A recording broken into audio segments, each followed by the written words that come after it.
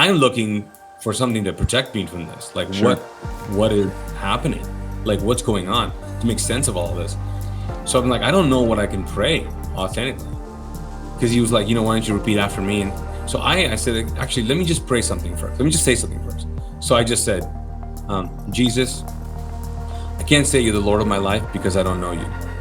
I can't say I love you, I believe in you, because I don't know you. But if you will save me from this, I'll give you my whole life.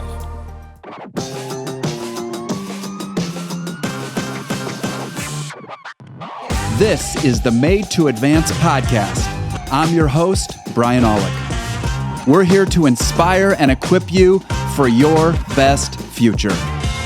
Well, hey everybody, I am so excited about our conversation today. I've been looking forward to this a long time because I wanted to have a conversation with our guest starting about 10 years ago when I read his very first book. It's called Ex-Muslim. Naeem Fazal was raised in Kuwait as a Muslim and then eventually had a life-changing encounter with Jesus. Today he's the pastor of Mosaic Church in Charlotte, North Carolina. He's married, he has 2 kids, and Naeem, I'm so glad that after 10 years I can finally talk to you live. Welcome to the show. Man, so glad to be here. So glad. Thank you. Yeah, glad to have you. I'm pumped about it. I love sharing the story, and man, it's been 10 years since that book. Wow. That's that reaction. What you just said is the reaction I had because I had this idea. I was thinking about people I would really appreciate a conversation with, and I thought of you, and so I grabbed your book off my shelf, and I thought, how long ago did I read this? I'm thinking it's a few years ago, and then I look at the date, and because I bought it, right when it came out because I saw like a pre-release review or something, and I thought this looks like a great book. So I bought it right when it came out, and I thought, this is crazy. Do you still get people reaching out based on the first book, or is that I'm guessing it's quieted down? But I think it was genius for the team that helped me develop it, the idea, because it started with my story. Like, as in the book was about, it's a kind of a memoir, and what's really great about that is like when you start with your first book as a memoir, it's timeless, so it's always relevant. Yeah, that's a great point. It was not on a particular subject. Yeah. So yeah, man, it's been translated in different languages now. And then I guess Audible wasn't a thing back then. It just came out on Audible last year. So yeah. So did that lead to all kinds of fresh traction once it was on Audible? Did you see sort of a resurgence of interest and whatnot? Yeah. Totally did. And people were hoping that I would be the guy that's reading it, but I tried that. And just for your listeners only, I actually have like dyslexia and dysgraphia, and English is not my first language, and so it made it extremely hard for me and painful for the studio guys to try to get me to read my own book. And did not happen, my friend. So I've got another guy. Well, sometimes you have to just embrace, this is not going to be my lane. And we just had a volunteer party here at our church, and they tried to get me to be part of a One Direction song that a bunch of guys were going to dance to and put on wigs. And I went to the rehearsal, and I fired myself after one rehearsal. I said, "This is somebody else's sweet spot." So, well, you mentioned English not being your first language, and let's go back to your background, because even though you were raised in Kuwait, you're actually Pakistani. But tell us about your growing up experience, and just help kind of paint the picture for our listeners. Yeah, so I was born and raised in Kuwait, and so if you're familiar with that part of the world, it's an Arab country. But my parents are Pakistani immigrants. So my dad moved there like when he was 18, started working there, and a lot of the population in a place like Kuwait, they're all foreign nationals. Like 90% of them are all immigrants. Interesting. Only 10% of the population is actually Kuwaitis, something like that. It fluctuates a little bit, but that percentage is pretty high of immigrants. So my dad moved there. My mom, he married my mom. They moved there, and they started raising a family. And so I was born in Kuwait, but I am Pakistani.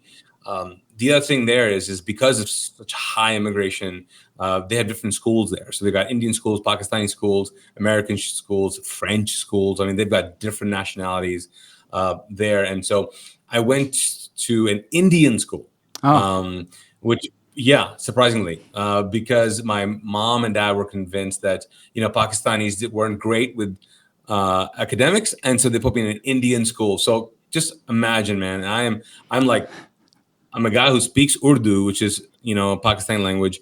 I'm in a country which is Arabic, that they all speak Arabic. I'm going to a school where they're Indians that speak Hindi, and the curriculum is in English. So, hello. That is crazy. Was it disorienting, or was that just life for you? I mean, did you, as a kid, did you think, oh my goodness, this is crazy, I'm in the midst of all these different cultures, or was it like, no, this is just what I do? I mean, it was, I don't think I realized it, but because as a kid, when you're learning languages, you just learn languages. Now, I was really poor in academics, and that's probably because I realized years later, when my daughter was born and when she started developing, realized that, oh no, I do the same thing she does, and she was diagnosed as having dyslexia and dysgraphia. So I'm like, oh, that was me growing up. I just didn't know that. Mm-hmm. So I think that played a huge part. But then, I mean, it was a very international country. I mean, our best friends and our neighbors were Palestinians.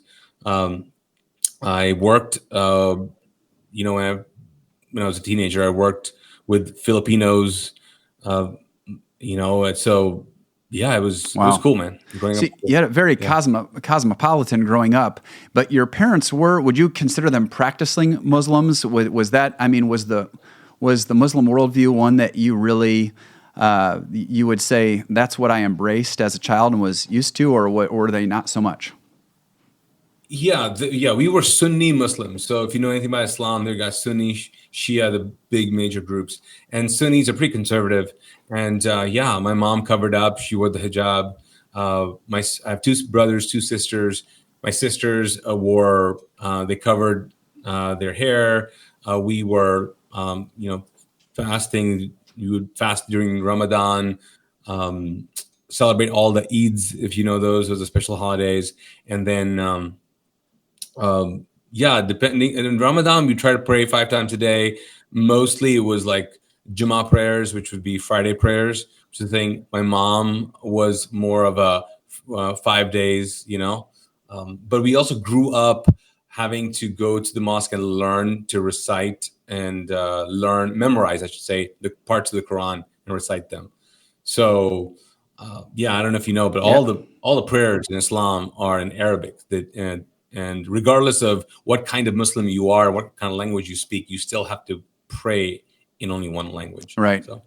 And as you're growing up, so very much a practicing family, of all the different cultures you just mentioned, I'm not sure if you would have necessarily rubbed shoulders with other Christians at that time or consciously did. Did you have much of an exposure to folks who would call themselves Christians? Yeah, so the only exposure I had were Indians. So you remember I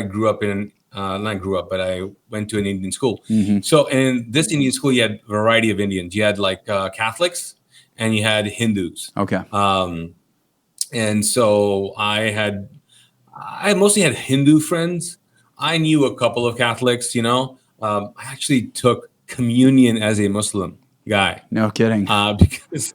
Yeah, I mean, I just kind of played along with it. Yeah. We were going to go out after that, went to a party, and I just they're like, hey, we got to go to mass.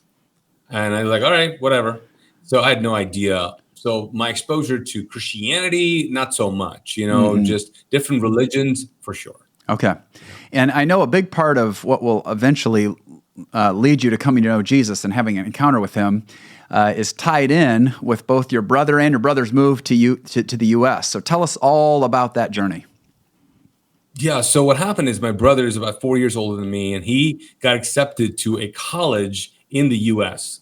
So we're in Kuwait, and it's a big deal that he applies and he gets in. A couple of his buddies from Kuwait Indian guys were going to try to go to the States. And so, yeah, they did it. He applied, and his grades, I mean, he's a smart guy. And so he got in, and he got accepted to a college. It was a 2-year college. And at that time, we didn't really realize or care. But it was called, it was in South Carolina. It was called Spartanburg Methodist University. Okay. And we had no idea what Methodist meant. So we're like, okay, great, America. You just know, you just know it's in the U.S.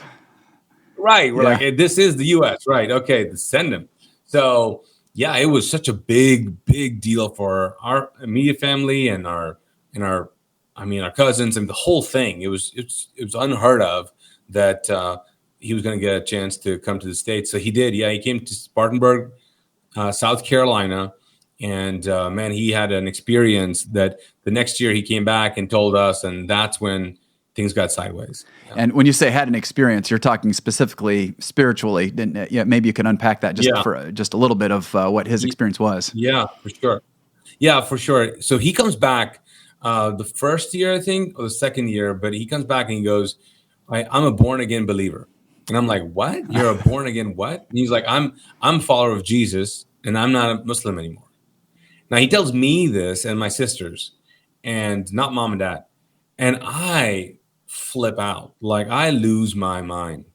I don't know what happened to me. I grab him by the neck, pin him against the wall, and I cuss him out. I threaten to kill him. I'm like, you will not do this. You're not going to. I mean, I am just going crazy. Mm-hmm. He's shocked. My sisters are shocked. I'm shocked, you know? And I'm like, what just happened? Yeah. But I knew that this guy was doing something that is, I mean, it's the worst thing you could ever do, because Islam is not necessary. It's like a nationality more than a religion. Mm-hmm. So when you switch or whatever, you're a traitor to the nationality. So that's why there's a universal, brotherhood or whatever you want to call it, or familyhood in Islam, because it's like a spiritual nationality. Yeah, we have a lot of friends in Turkey and visit Turkey regularly, and they will say to be Turkish is to be Muslim. I mean, it's just that's the way it is. So to be anything else is like a betrayal of your entire cultural heritage. Sounds like it was the same for you growing up. Same, yeah. And so I shocked him, and to the point where he didn't say anything to mom and dad, and then he came back, after the summer break or whatever, and right after that,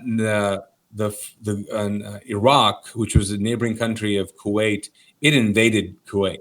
And that was the first Gulf War in 1990, if you guys remember that. So we were stuck there, and my brother was stuck here in the U.S. And we decided to stick it out. A lot of the foreign nationals left after the occupation.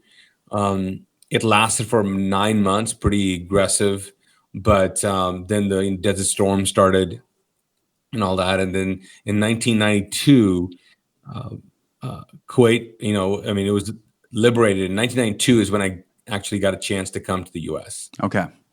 So you get to the U.S. and you join. Well, I know you initially came into Florida, but you got to where your brother was at school. And yeah, that's a great story by itself. People have to get the book for that one. But I think it was a bus ride, right? You use the money you had to get a bus ride to get to where your brother's at, and you finally find him. And tell me a little bit about what was it like first, just getting used to the U.S.? I mean, just culturally, that is a huge step.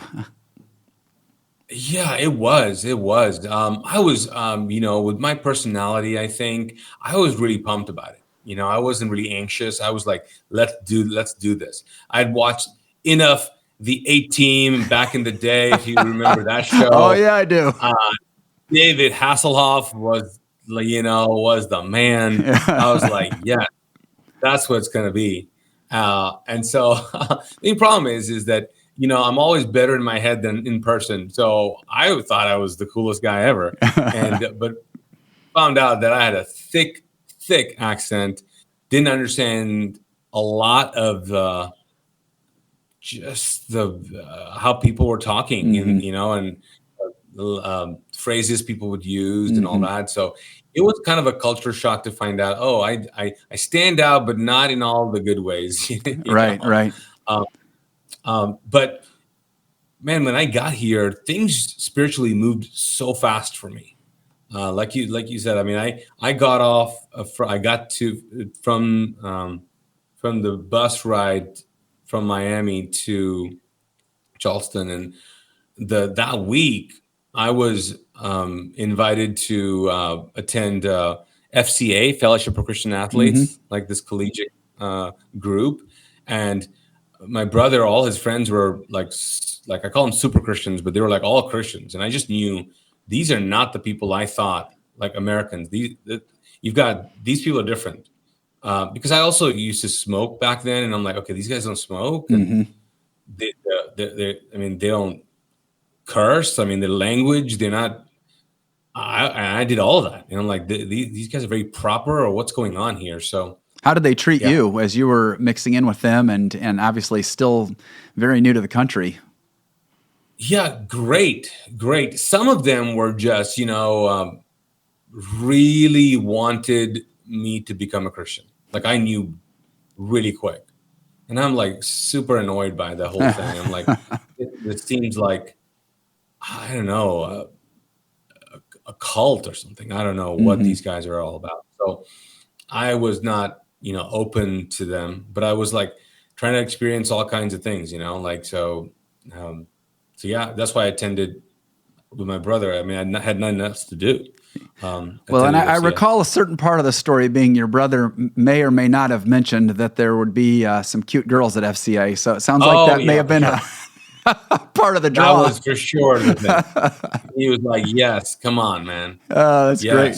And I talk about in the book about, like this whole idea of like being fascinated with blondes. I'm like, or just people like women with like, I mean, honestly, you don't grow up with white people, you know? So all white people were like fascinating. I'm like, how is this? How's that? Like, what? It's so different. So, yeah. I went for that. Yeah, sure. That's great. Well, I have a feeling you're not the only guy who's ever attended some kind of Christian function because he heard there would be ladies there or even a specific one. That story's been told a couple times, I think. So then you're going to some FCA meetings, you're meeting Christians. Some of them are annoying as far as just the level of press, in a sense, they're giving you evangelistically. Yeah. I'm guessing others are just treating you well and with love and getting to know you and all that. What really how did the domino fall then? Tell us about that when it came to actually being seriously open to Jesus. And I know there was a significant prayer. Maybe you could just tell us about that. Yeah. So what happened is that I started attending. The people were good. I was not like, oh my gosh, they're so different. I mean, they were like friendly, but the message I heard was the thing that I just really thought it was absurd. Like I thought the idea that there's a God out there who's pursuing you, that's out there already. That's very different from Islam, and that He will pursue you and reveal Himself to you. And my brother kept on saying, he was like, just if you ask Jesus to reveal Himself, He'll show you. I'm like, are you kidding me right now? Like, God will show up. He was like, He'll do it.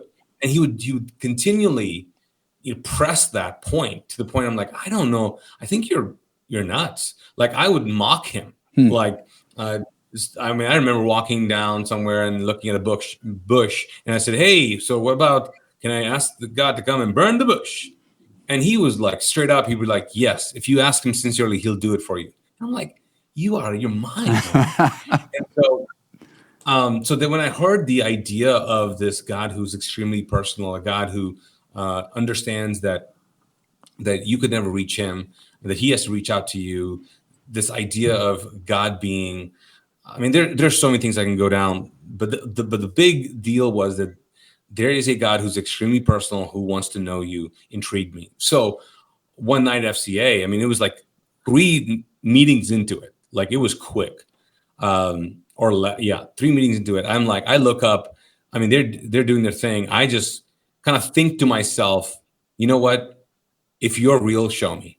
And that's all I kind of did. I looked up at one point and just kind of, but I didn't believe that I was really talking to anybody, Mm-hmm. And 3 nights later, man, everything changed. I mean, yeah. What happened? Oh, well, so I'm trying to fall asleep, and I'm reading a book, and the lights are all on, in my room, and my brother's in the other room, and I put the book down. I go to shut off the lamp light that was right next to me, and I noticed that the room changed, the dynamic of the room. I don't know what happened, but my body began reacting to something that I couldn't really see. I didn't know what was happening. It felt like death and fear walked into the room. I mean, I started just reacting, looking around. I thought there were things in the room that were moving. Wow. I couldn't really explain it. And while I'm trying to figure that out, that moment, I find like something grabs my shoulders and pins me to my pillow. And then something just takes over my legs and I'm paralyzed. The only thing I can move is my neck. And I'm like moving back and forth and I'm like, what's happening? And now this is happening really quick. And so I start just reacting and I start screaming and or yelling out for my brother or just saying some things. And I realize I cannot hear myself say anything, like nothing's coming out.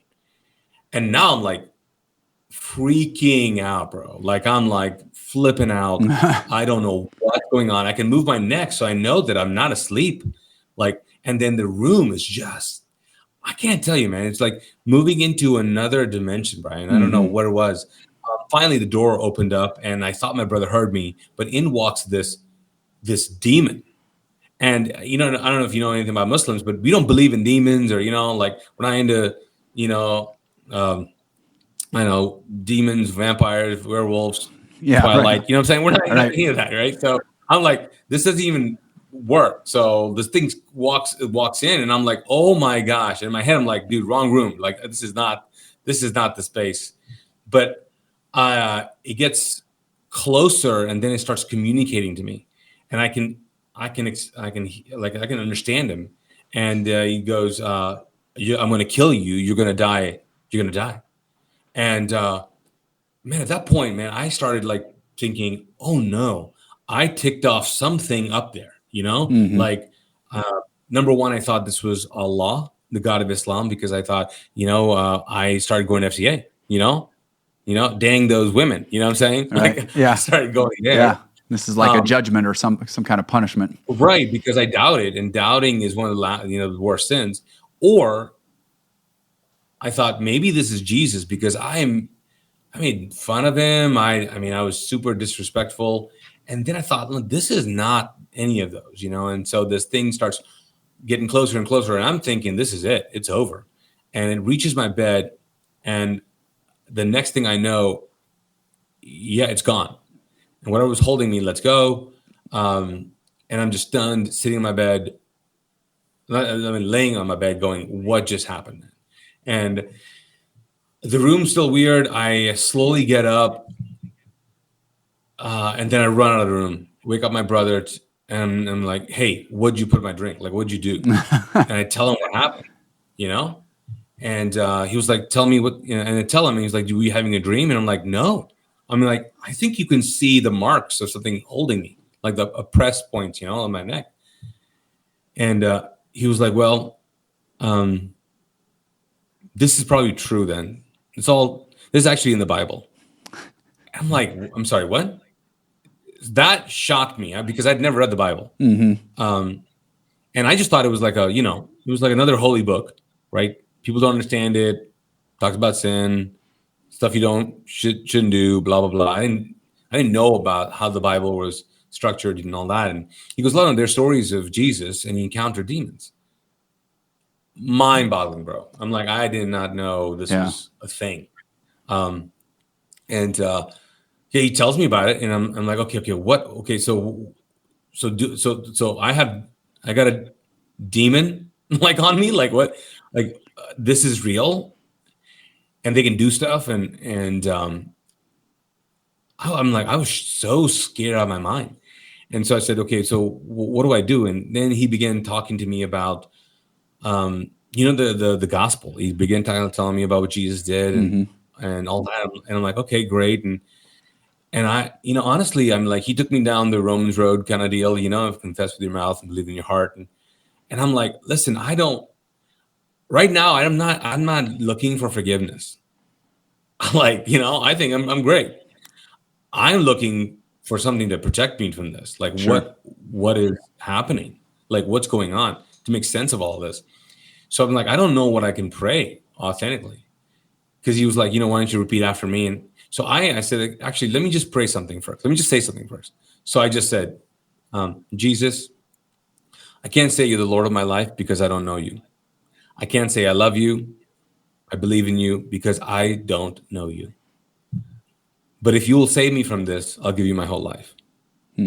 So I said that, prayed that. Then he prayed for me. He asked me to pray, to invite Jesus in and all that. And I said, all right, amen, amen. He's like, all right, man.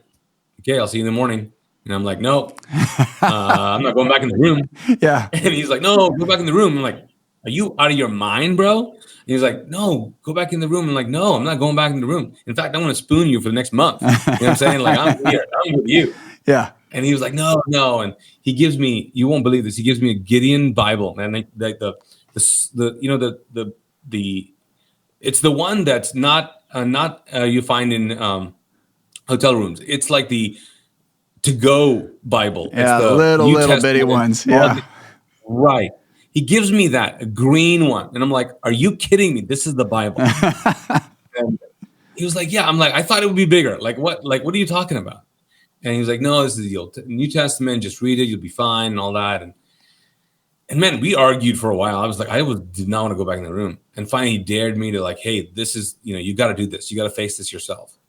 And so I went back in the room and turned on all the lights and started reading. And when you're scared, everything makes a sound, right? Everything makes a sound. Yeah. So I'm like freaking out, stressed out, can hear everything. I'm like, oh my gosh. Finally, I'm like, I'm so mad, so frustrated. And I put the Bible down. I will go shut off the lights, get back in my bed. And I just say, I look up again and I go, Jesus, if I die tonight, it is your fault. And I put the covers over my head. I mean, that's all I knew. I mean, I'm 18 years old. I have no idea. I just got out of a war. I'm here trying to figure things out. And now I've got demon issues. And I'm like, what's happening with my life? Like, I'm like, whoever's up there, just leave me alone. That'd be just great. Like, just leave me alone. Because I don't want to do anything. I don't want to be anything. I just want to be a Muslim. I don't want to be a Christian. I just want to be left alone. Mm-hmm. So anyways, that's what I was feeling. So now I'm in my bed, covers on me, and I feel like something's trying to shake me. And I'm like, oh no, this is like round 2. And the next thing I know, I find myself, I'm sitting on my bed with my eyes open. And Brian, I'm looking at, there he was, man. And I can't explain exactly, but there was this figure that I was looking at him, but I was inside of him. I know it's the weirdest thing. I literally remember saying, I'm inside of you. And I was like, this is so strange. I've never felt peace so aggressive. Wow. A presence so intoxicating. I knew that this body could not be in that presence for long. Did you believe in that moment, this is Jesus, this is the Christian God? What were you identifying that presence with specifically? Yeah, so when I was shocked by that presence, then it communicated. Then it said something, like to me, in my soul. It was like, and it said clearly, I am Jesus and your life is not your own. So basically what I just prayed, I heard, okay, I'm him and your life is never be the same. And it's not your own. And I heard that so clearly. And I'm like, and again, I'm trying to stay awake. Like my eyes is trying to still stay open because I couldn't keep my eyes off of him, but I couldn't keep my eyes open, And the next thing I knew, man, I was out. It was morning. I got up and I felt like I had gotten a download, a purpose for life. Wow. Like this was going to be my life. I had plans to be like an art major. I was into art. I was going to be a painter, something to do with the art world, maybe design world. I just knew that was not it. My life was just, this is going to be my life, and that my life was going to be in ministry. And I had no idea what even that word meant. Like what does that mean? But you just sensed a calling even then that this is where you were headed. Wow. Oh yeah, it was just, you're doing this, and this is, your life is not your own. It's crazy. So, now globally, dreams and visions, when you hear frequently when Muslims come to know Christ, we hear and read that dreams and visions are really quite common for Muslims. Has that been? I don't know to what extent you've talked to other folks with a Muslim background who have come to know Christ, but have you heard stories like that? Maybe not in the particulars, but in general encounter kind of a thing. Have you heard that from others? Yeah. There are a lot of stories like that, and personally, I've met in the book Ex-Muslim. I talk about this story, but also the story of my two sisters and my younger brother coming to faith as well. Wow! So by the end of the book, you'll realize so they all had supernatural events and things happened to them. My two sisters, I was part of their moment.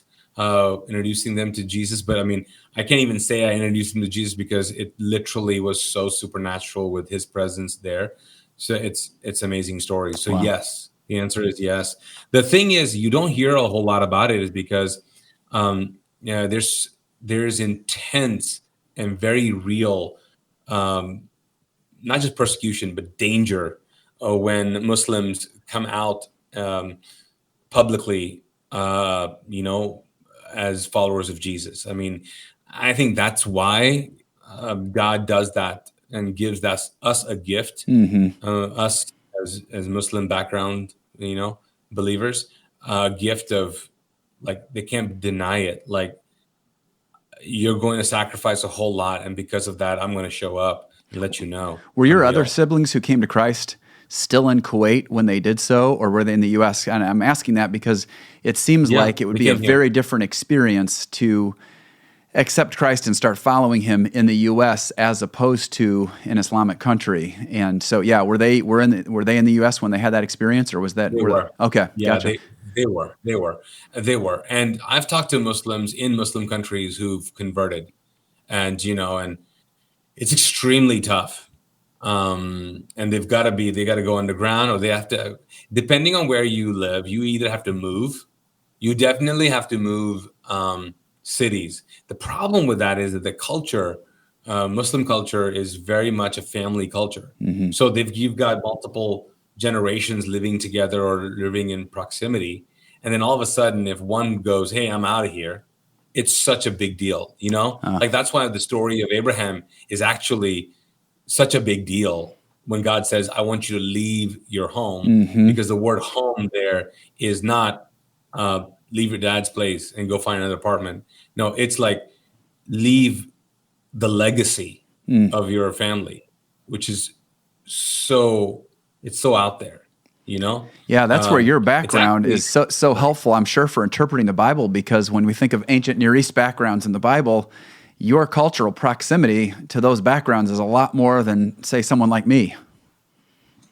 I mean, I would think so. I mean, because the first time I remember the phrase that Jesus said on the cross, that was in Aramaic, Ilahi, ilahi, lama sabachthani. So when I read that, I was like, hold up, this sounds a lot like Arabic. And so I did not, again, learning, I was like, oh, he spoke Aramaic, which is partly Arabic and partly Jewish as well, and different. So ilahi is Allah, which is the word directly related to God. And lamada is why have you? And I'm like, oh my gosh, this is like totally connected. So I could. There's so much of scripture that I think it's a privilege to have that background. So when I read some of the sayings of Jesus, I'm like, oh, he actually means this, not necessarily what a Westerner would interpret it as. Now, you've got all of your siblings coming to know Christ. How are mom and dad processing all of this? Oh man, it was. I'll tell you a crazy story. So when when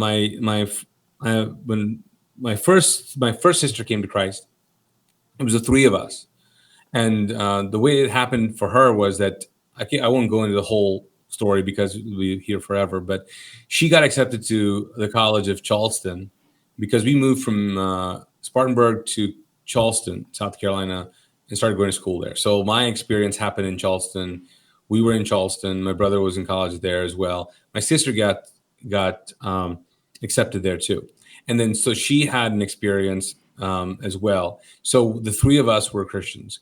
Then the next year, my mom and dad, my younger sister and another brother, they came to visit. And the idea was, okay, can they stay? Like, can we do something? Can we figure it out? And so dad had to go back, and they could stay for a little bit longer because of a what do you call it, a tourist visa situation. Okay. He had to go back. So when he went back, the idea was that we would tell mom who we were, because while they were here living with us, I mean, we're like still Muslim, like we're like, so. But we're like, okay, if they're going to stay here a little bit long term, what are we going to do? Because we were wanting for dad to leave, because if dad was still in the country and we would have told him, he would have packed us all up and said, okay, everybody out. We're all leaving, going back to Kuwait. So strategically, we let him go first. And then, man, my older, my brother and sister nominated me as the guy to tell my mom. Thank you for that, siblings.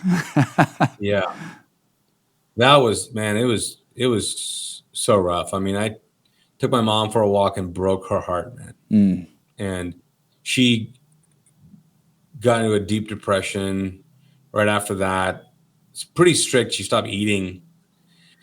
And then one night she came out of her room and she was just beside herself, and yelling, screaming, and just like we're no longer her kids, and I mean, just losing her mind. She told dad, called him up, and they didn't know what to do. And so while that's happening that night, my younger sister and younger brother, they're like, what, they don't know what to do. And my younger brother was pretty young. I mean, he was like 10 years old or so, but my sister was a little bit older. And so I just asked her to come back to my room, and I'm like, let's just stay here. And I tell my brother and sister to handle mom, and I'm like, I'm going to take care of the sister here. And she's crying, and I'm trying to comfort her. And she's like, why did you do this? Why did you do this? Why did you do this? And man, I got to tell you, man, in the middle of her saying, why did you do this? I literally feel like the Spirit come into the room. And in my mind, I'm like, I say, Jesus, are you here? And I hear him say, yes. And I'm like, I'm sorry. And he goes, I'm going to touch her right now. And I just look at her, man, and I go, I'm sorry. I know you're crying and all this, but do you feel something here right now in this room? And she goes, yeah. And I go, did he just touch you? And he goes, yeah. And right there, that moment, man, she comes to faith supernaturally. And my mom just is mad because they're freaking out because three of us, now the fourth one just came. Like, that's the craziness of this. I'm like, the first thing I tell her, I'm like, don't tell anybody. No, this, like, we're not telling mom, not today. Yeah. We're not, no. So, but yeah, man, that's been the crazy ride. And then a couple of months later, my brother-in-law, my now brother-in-law takes my brother, a younger brother, and he comes to faith. And so crazy ride, man. Wow. It's amazing. So cool to see. And I'm sure now really the legacy of your whole family is your trajectory is different because of what ultimately was your brother who was first to the U.S., his his willingness to put his faith in Jesus has really changed the whole direction of your family. It's amazing. Now, you would have a great perspective on this. Sometimes you hear people try to say, well, religions are all just different ways of getting at the same God or different paths up the same mountain, these kinds of things.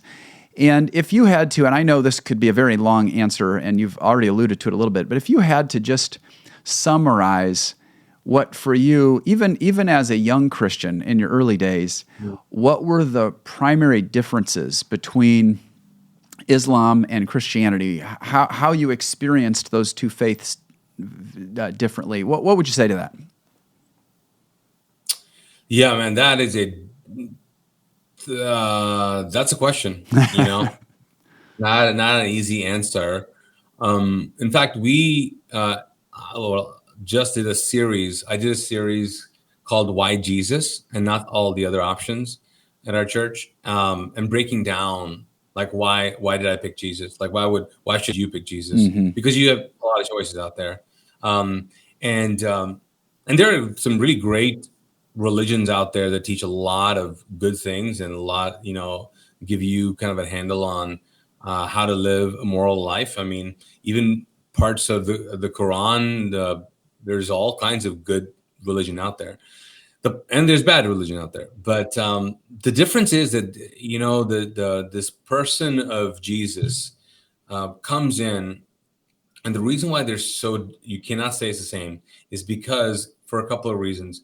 Number one is that all of the faiths out there and all the religions, that their teachers and their prophets or their leaders, they have these great teachings and they make these claims of who God is and how you can find him, and some of them talk about, hey, you experience God through customs or these kind of rituals, you do this, or you can reach nirvana by this kind of contemplation, or you can reach and become a spiritual person by embracing this certain culture. Like, for example, Islam and Judaism is that you become one of those, so it's through culture, it's through contemplation, it's through a ritual, it's through all of those things. But with Jesus, it's very different because number one, he doesn't claim to have all these great teachings, which he does. He makes some outrageous claims about who he is and who God is, which is very different. And mostly because he is saying that he is God smuggled into a human body, trying to tell us who God really is and what God is going to do and is what's going to happen. And that is that he is going to redeem humanity and all of creation through this act of sending a part of who he is into the human process. So this Christ that the book of Colossians talks about and Paul talks about, is that this Christ is going to come into he's going to be the actual DNA of Christ. He's going to come into a human body, and they're going to call him Jesus, and other people will call Jesus, but that's not the point. He's going to be born supernaturally, being raised as a human, be a part of us, and to show us who God really, really is and what he's about to do. And it's so big. It's so multifaceted because, like, number one, he's showing us who God is. God is a God who is very relationally connected to all of his things he's created. So he's the creator God, the creator, the father, as Jesus said, he is the father of all creation. Mm-hmm. You see, when we think Jesus says talking about the father, we just think father, mother, relationship, human, son, daughter. He's actually talking about the father of all creation. So here's the father of all creation, and he is the son of all creation, which Paul's writings allude to. Am I still with you? I know yeah, it's kind of no, totally. There, yeah, totally. And obviously all of that is going to be quite different than Islam. And would you say that one of the things that I think a lot of people will come to appreciate about the Christian understanding of God from Scripture is that notion of that he is personal, that he's relational, that he loves you, he has affection for you. I don't. My understanding would be you don't get a whole lot of that in Islam. That relational, loving dynamic is not really as present. Would that be accurate to say? Yeah, that's accurate, and that was the one reason. One of the things that that was attractive to me, or I was against this idea of the human and the divine. Like in Islam, they don't meet. Yeah. They're very separated. For God to come down and be a part of us, or to relate to us, or it would no longer make him the Almighty. It would taint him. Does that make sense? Yeah. So when you have Jesus coming and touching lepers and hanging out with sinners and doing this and saying this and doing this, you're like, this cannot be God, because where is his majesty? Where is his holiness? You know? So that's why Muslims consider Jesus a prophet, because he was like, there's no way God would do that. So yes, very much so. The big difference is that there's a God pursuing us, wanting to be with us, wanting to be in us, giving a part of himself through his spirit, and no longer wanting humanity to be looking around for religion. I mean, what Jesus offered was a templeless faith. Well, that's why the Pharisees were so against it. Right. And for us, it would be like Jesus offers us a church-less faith, or a mosque-less faith, where you don't go somewhere to get. You get infused. You become the temple. You become the temple. Yeah. God invades you, which is mind-boggling. You know, like, oh, okay. It's good and I for can develop a relationship. Yeah, and it's good for people to hear that differentiation, because I think that for folks who will encounter people with different worldviews, you know, sometimes we could say, well, there are good things about their faith, and that's great to be appreciative. And I do think, because of common grace, there are beautiful things in all kinds of different traditions and worldviews. But for you to explain what you just did, I think gives us motivation to recognize there really is something different and freeing and powerful in the Christian gospel, and just to not take that for granted. I'm curious, when it comes to encouraging, and you're pastoring, so you're thinking about some of the same things I am with regard to helping encourage and equip people to share their faith. When it comes, now you're in the middle of the Bible Belt, which is such an interesting place to be relative to being a leader who's Pakistani from a Muslim background. But when it comes to encouraging folks for sharing their faith with people of different backgrounds, whether it be Islamic backgrounds or some other background, what would you say might be some things to pay attention to? You're talking to someone who's not, I grew up in the church and have fallen away, or I grew up Catholic, or my parents were Catholic, but I've never been part of all that. But they still probably breathe the air in a little bit of a Christian tradition. But there are many in our country, and even in places that are, like in the Bible Belt, there are people now from all over the world, from all different backgrounds. Any principles you'd share with us on sharing your faith with those kind of folks, people like you? Yeah. I mean, so what's beautiful about Mosaic, the church I get to lead, is that we have a mosaic of people. So, which means we have a lot of people who are not sure about their faith, and we have different nationalities. So it's a very international church. Mm-hmm. We've actually have a couple of Muslims that come to. One of my new good friends is from Afghanistan. He left.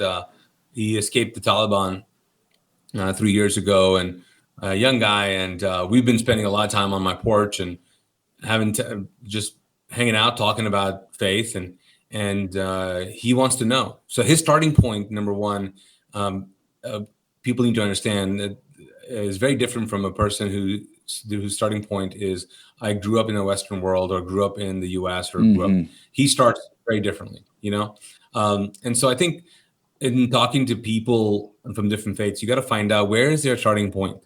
And to assume everybody has the same starting point is just naive, you know? And so I think that's number one. The other is to find out, to ask more questions, and to feel, or to stress yourself out by asking the right questions about them, more than freaking out about like giving them the right answers.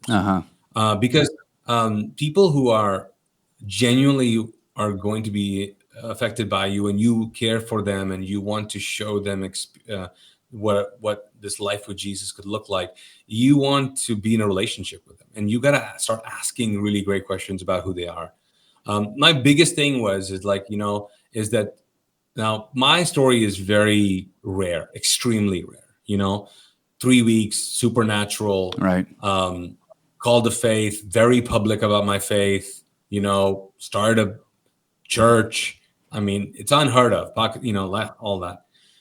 But my early experience, I mean, they were all college students, so they didn't know better. But I didn't think they cared about me. Mm-hmm. I think they just cared about getting me saved. Mm-hmm. And they would say stuff like that. We just didn't get you saved. And I'm like, dude, I don't need you. I don't need to be saved, man. Save me from you. That's what I need to be saved from. But I think if people understand that you love them, that's huge. Mm-hmm. The other is to respect the uniqueness of their belief, which gives you permission to stand firmly on yours, which means you don't have to you don't have to say everything that's bad about a Muslim's faith to be strong in yours. Mm-hmm. All you have to do is you have to respect the uniqueness of theirs and say so they get to see the uniqueness of yours. And so when you say, oh, it's all the same, you're just not undermining it. You're dismissing the beauty of both faiths. Mm-hmm. And then once you go, okay, this is unique about yours, but let me tell you what's unique about mine. And I just think, and so my conversations, man, are filled with people. Like one of my best friends is Hindu. There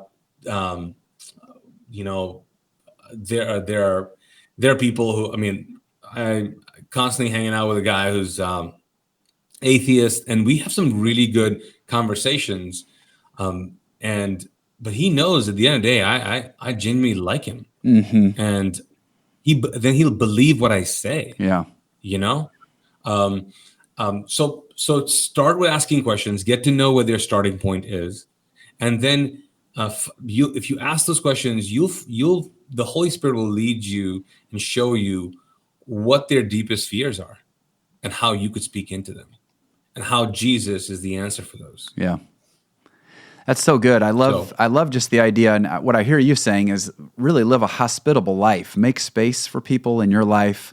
Make space for relationship. Truly care about the person, and care about their tradition. Care where they come from, and do what it takes to understand that. Do you end up finding yourself ever? And now with your unique background, you might not feel like you need to as much, but do you find that you need to do a little bit of ever learning or study on someone's background or worldview if they say, oh, you knew Hindus, but I'm guessing you would probably encourage listeners, if you have a friendship with a Hindu person, do a little work and find out more about Hinduism. Would that be something you would encourage?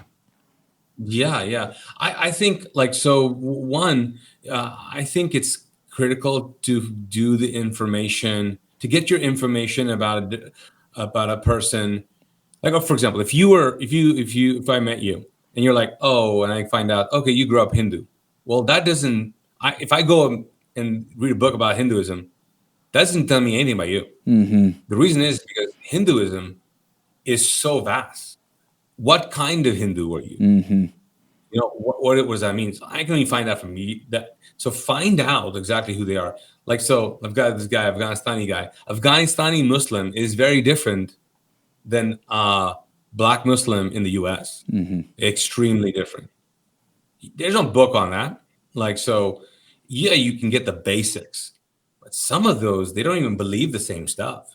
So what the problem is sometimes is that let's not come across like we know them and figured them out, and they're like, you have no idea, man, who I am. Like, for example, I've got a friend who's Jehovah's Witness, or a Mormon guy, and I'm like, okay, tell me your experience. Like, what does that look like? Mm-hmm. And you come to find out they don't even know about their faith. You know what I'm saying? Like, yeah.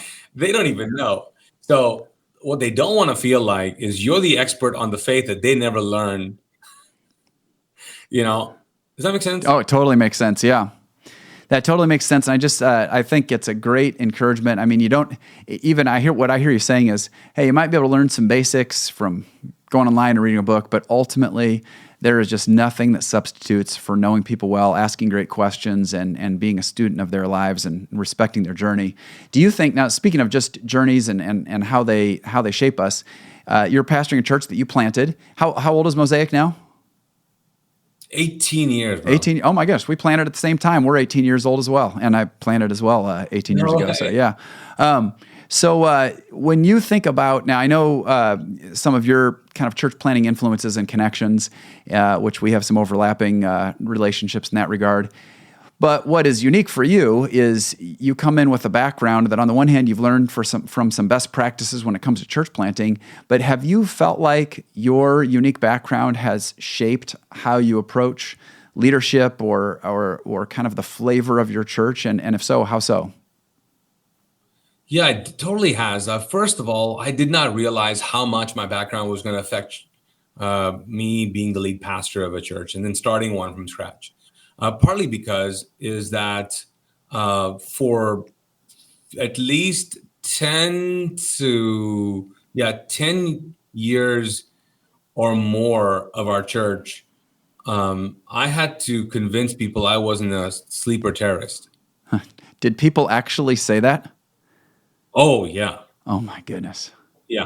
I mean, so newcomers for luncheon for you looks different for me. Yeah. Because there are people in the room going, I don't know about this guy. Mm-hmm.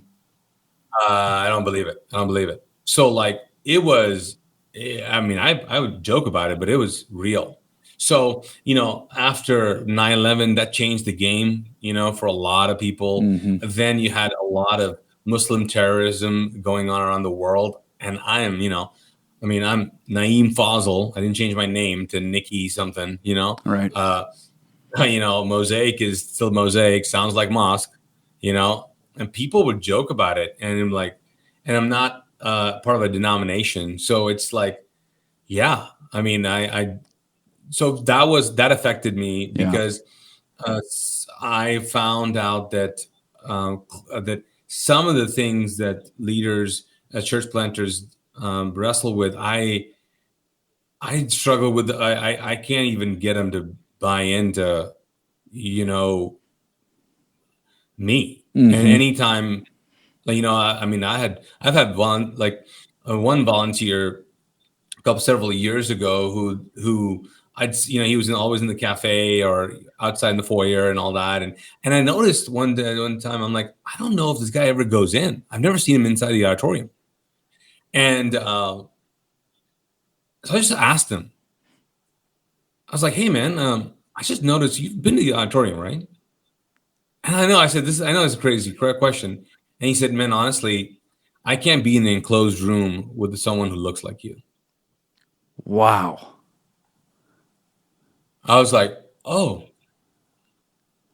So he was in the military, fought in Afghanistan. And he was like, man, people like you shot at me all the time. I can't do that. And I told him, bro, you don't ever need to come in the auditorium. So see that? Talk about leadership.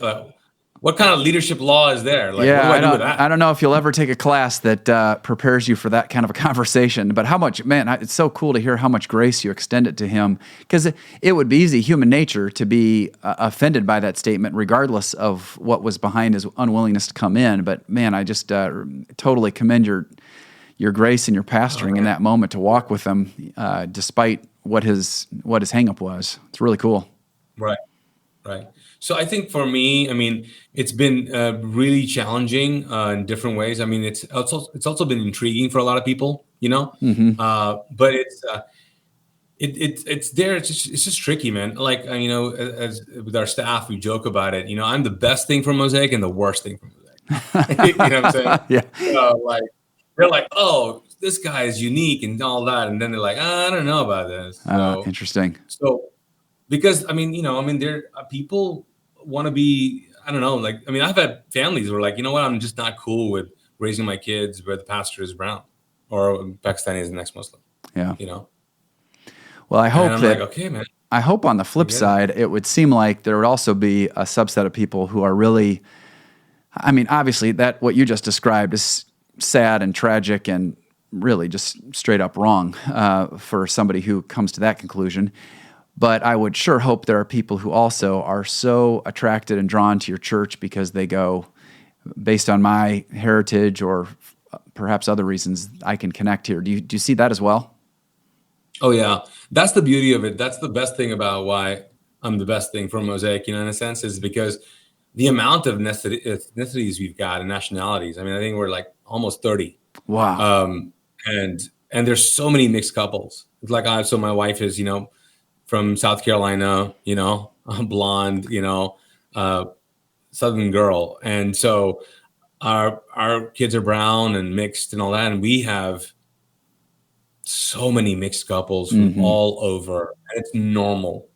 And so they feel normal when they're there. And I've had families, the beautiful thing about that is that I've had families that say, hey, I just wanted to go to a place where my kids don't stand out and they feel normal. Yeah. That no one's looking at us when we walk in. And when you come into Mosaic, you don't know who's with who. It's like, it doesn't look like, oh, they're a cute family. You're like, I don't even know if they're a family. They could be. Yeah. I'm not quite sure. Yeah. Like people who are, you would never you're with so-and-so and you're like, you'd never put together, they're together. And the same is with the church. I mean, the people who would never be in the same room together are in this room. And that's why we love, our mission as his church is to reclaim the message and the movement of Jesus.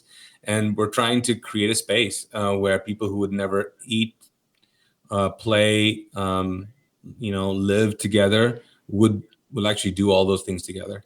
And so that's why we've got, all kinds of people, but that with different views. Yeah. I mean, spiritual views, political views, moral views, but the ones on the extreme, they don't come to Mosaic. You know what I'm saying? The ones in the middle, they kind of like, okay, let me just, who are searching and willing, those are the ones we journey with, Wow. Sounds like a beautiful church, and that really is the way church ought to be. What you're describing is just this place of hospitality where people are coming together, and the thing that really unites them more than anything else is the gospel itself, is Jesus itself, and is Jesus himself. And that doesn't mean, obviously, cultural differences are unimportant, and we still want to respect those and understand those, but I just think that what God is doing at Mosaic sounds incredible, and it's so cool. It's a courageous place to lead, where you chose to lead. There are other places probably in the country that could be a little bit easier relative to your background. I don't know. What was I thinking? But you got good weather at least, so that's a great thing. But I just think it's amazing that you got rooted there, and you're creating space for a whole lot of people to find a church home that's vibrant and life-giving, and I just think it's amazing. Anything else, Naeem, that you'd like to share before we're done today? Man, I think we covered a whole lot, bro. Yeah, we did. A whole lot. Yeah, we did. Just look out for the book, possibly to come out. Yep. I'm really passionate about that one because it's going to tackle some pretty big topics, like especially for trauma and people who've experienced loss and death, maybe even suicide. So yeah. That's going to be a great project. So you've got Ex-Muslim that was, as we've established now, 10 years old, but still an incredible read. So I would commend that book to anyone who hasn't had a chance to read it yet. And then you're working on a project now that is so in development that we can't give a for sure title just yet. But I'm sure if you follow Naeem on social or keep your eye on what's going on at Mosaic, you'll be able to find out about the book's drop when it comes. What was the date you said that you expect the book to drop? Do you have a date even yet or not yet? They don't even have a date. Too I know far it's away. going to be next year. Yeah. It's next year. Yeah. It's next year for sure. And you're on social, so people be able to follow you on Instagram, Facebook, whatever. Yeah. Okay. Yeah, cool. Yeah. Well, thank you so much for the conversation today, and thanks for being so vulnerable about your journey to faith and your background. And it's just been awesome to hang out. I can't believe that after reading your book 10 years, here we are having this conversation. It's been 10 years. Yeah. And we still look good. We probably look like we're in our early 20s. I think that's what everybody who's watching on YouTube is going to be thinking right now. So. Oh, yeah, for sure. Yeah, hey, thanks so much, Naeem. I appreciate it. Have a great day. Bye, bro. Later. See you. Well, what a great conversation with Naeem, and I hope that this conversation encourages you to realize that God is a God who loves people, and He is actively pursuing us no matter what our background, no matter what obstacles or objections or religion that we come from. And so that person who sits next to you at school or lives in your neighborhood or works next to you at your job, please know God is pursuing them today. And maybe God wants to use you to build a relationship with them, to hear their story, and maybe you'll even get an opportunity to be a voice that changes their story and helps them encounter and meet the love of Jesus. If this conversation encouraged you, I want to ask if you could please rate and review our show. That makes such a big difference. This has been a production of Engedi Church, and we've got more incredible conversations on the way. And so, until next time, just know you were made to advance.